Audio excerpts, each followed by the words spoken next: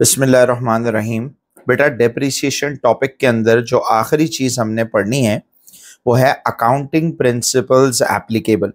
बेटा accounting principles आपने पहले पढ़े, प्रूडेंस, मैचिंग वगैरह ना।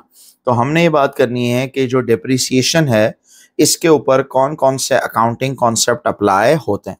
पहला जो कॉन्सेप्ट है बेटा जो अप्लाई होता है वो है प्रूडेंस कॉन्सेप्ट। प्रूडेंस कॉन्सेप्ट क्या कहता है सर? प्रूडेंस कॉन्सेप्ट ये कहता है कि आपने अपने प्रॉफिट्स को और एसेट्स को ओवरस्टेट नहीं करना, बढ़ा चढ़ा कर नहीं शो करना, बल्कि जितने हैं उतने शो करना है, ट्रू पिक्चर शो करनी। डेप्रिसिएशन से इसका क्या ताल्लुक है सर? डेप्रिसिएशन हमारे लिए क्या होता है? एक्सपेंस। जैसे कि नजर आ रहा है डेप्रिसिएशन एक्सपेंस है। अगर हम डेप्रिसिएशन एक्सपेंस बुक नहीं करते तो प्रॉफिट ओवर हो जाएगा, बिल्कुल प्रॉफिट ज्यादा हो जाएगा। कहाँ पे? प्रॉफिट एंड लॉस में। तो ये प्रूडेंस की वायलेशन हो जाएगी। दूसरी बात ये बेटा कि अगर 10,000 का हमने एसेट खरीदा है जिसमें से 5,000 डिप्रिशिएट हो चुका है तो एनबीवी कितनी रह गई? 5,000। अगर मैं ये अक्यूमुलेटेड डिप्रिसिएशन चार्ज ना करूं यहाँ पे तो मैं अस्यूम करूंगा मेरा एसेट अभी भी कितने का है? 10,000 का है। तो ये बेटा प्रूडेंस की वायलेशन है। जब एक एसेट की वैल्यू गिर चुकी है तो हम जानबूझ के उसको ज्यादा पे शो करें तो ये प्रूडेंस कॉन्सेप्ट नाराज हो जाए। तो इस तरीके से बेटा प्रूडेंस कॉन्सेप्ट डिप्रिसिएशन चार्ज करना मेक श्योर करता है कि प्रूडेंस की वायलेशन ना हो और हमारा प्रॉफिट और एसेट ओवरस्टेट ना हो। सेकंड जो कॉन्सेप्ट बेटा हम यहाँ पे अप्लाई कर सकते हैं वो है मैचिंग कॉन्सेप्ट, जिसका पुराना नाम था एक्रूअल्स कॉन्सेप्ट, नया नाम है मैचिंग। मैचिंग कॉन्सेप्ट क्या कहता है सर? इनकम और एक्सपेंसेस को मैच करना है for the same accounting period. Matching का बेटा ये मतलब नहीं है कि इनकम अगर 1 लाख है तो एक्सपेंस भी 1 लाख कर दो। अगर इनकम और एक्सपेंस दोनों सेम होगा तो प्रॉफिट ही नहीं होगा, फिर फायदा क्या होगा बिजनेस करने का। मैचिंग का मतलब बेटा यहाँ पे टाइमिंग को मैच करना है, अमाउंट को मैच नहीं करना। बड़ी सिंपल एग्जांपल बेटा, हमने एक जो है वो लैपटॉप खरीदा 2 लाख रुपए का और लैपटॉप की लाइफ है फॉर एग्जाम्पल 4 साल। अगर स्ट्रेट लाइन डिप्रिशिएट कर रहे हैं 2 लाख डिवाइड बाय 4 साल, हर साल 50,000 हम क्या करेंगे? डिप्रिशिएट करें। अब पैसे तो फौरन चले गए 2 लाख, लेकिन ये जो लैपटॉप है ये फायदा मुझे देगा 1 साल तक नहीं बल्कि 4 सालों तक। तो ये जो लैपटॉप है उसकी जो कॉस्ट है 2 लाख, उसको मैं एक ही साल में एक्सपेंस में नहीं डालूंगा बल्कि उसको ट्रीट करूंगा as a non current asset. Laptop को एज एन ऑफिस इक्विपमेंट के तौर पे मैं रखूंगा 2 लाख का और 4 सालों पे इसको डेप्रिशिएट करूंगा। 4 सालों पे क्यों करूंगा बेटा? लैपटॉप से मुझे फायदा मिल रहा है over the period of 4 years. तो जो लैपटॉप की कॉस्ट है वो भी पहले साल में मैं एक्सपेंस में नहीं डालूंगा बल्कि 4 सालों पे क्या कर दूंगा? स्प्रेड आउट कर दूंगा। ये कौन सा कॉन्सेप्ट हो गया बेटा? ये हो गया मैचिंग अप्लाई हो गया। थर्ड कॉन्सेप्ट बेटा जो आपने अप्लाई करना है वो है कंसिस्टेंसी प्रिंसिपल। सही, कंसिस्टेंसी क्या कहता है? You have to be consistent while preparing accounts. अब यहाँ कंसिस्टेंसी कैसे अप्लाई हो सकता है? जैसे अगर हमने एक एसेट पे यूज किया स्ट्रेट लाइन तो अगले साल भी उस एसेट पे या उस क्लास ऑफ एसेट्स पे स्ट्रेट लाइन ही यूज करना है। ऐसा नहीं कि एक साल बिल्डिंग पे स्ट्रेट लाइन यूज किया, अगले साल बिल्डिंग पे रिड्यूसिंग यूज किया, तीसरे साल रीवैल्यूएशन किया, मजा नहीं आ रहा चेंज कर दो। तो ये अलाउड नहीं है।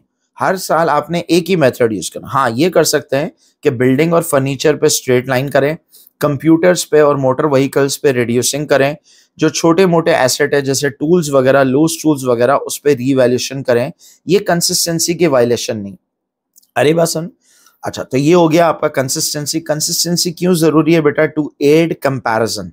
अगर आप कंपैरिजन करते हैं from 1 year to the next, अगर हर साल एक ही मेथड यूज करेंगे तो डेप्रिसिएशन जो है वो इन लाइन होगी।